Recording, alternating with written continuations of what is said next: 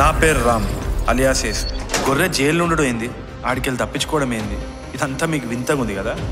రోజు మీరు చూసే వాట్సాప్లలో వింత వీడియోల కంటే విచిత్రమైతే కాదు. నా కథ 300 కిలోమీటర్ల దూరంలో ముగ్గురు మధ్యలో మొదలైంది.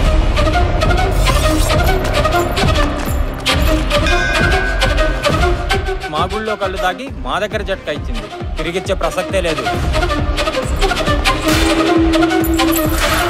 हमारे पास फूल खरीदते हो, अब अपने भगवान के पास रखते हो. वो भगवान और फूल हमारा होता है क्या?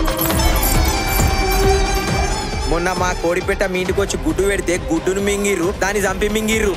అది కరెక్ట్ అయినప్పుడు ఇది కరెక్ట్ కాదా రఫీక్? బ్రేకింగ్ న్యూస్ చూస్తున్నాము. ఒక గ్రామంలో 2 మతాల మధ్య చిచ్చు పెట్టింది గొర్రె. గొర్రె మీద కేసా? ఎవడా కేసు పెట్టిన గొర్రె? జైల్లో పెట్టిన గొర్రె రాత్రంతా పడుకోలేదు. ఆ గొర్రెని నాకు బలివ్వకపోతే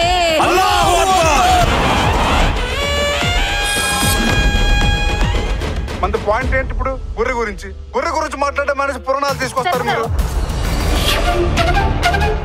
గొర్రె అంటే ఏంటో పేరు తెలుసా మీకు? యేసు. మనం బతకడం కోసం వాటిని చంపేయచ్చు, మనది ఆకలి. మరి అవి బతకడం కోసం మనల్ని చంపేస్తే అది ఆత్మరక్షణే కదా sir. News is non sense నాన్న.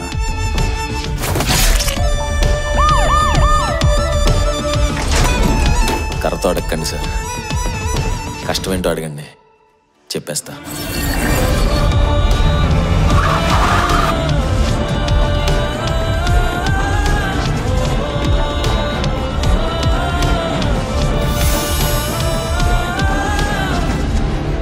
నేను మన ఊరి పేరు టీవీలో వచ్చేటట్టు చేస్తా.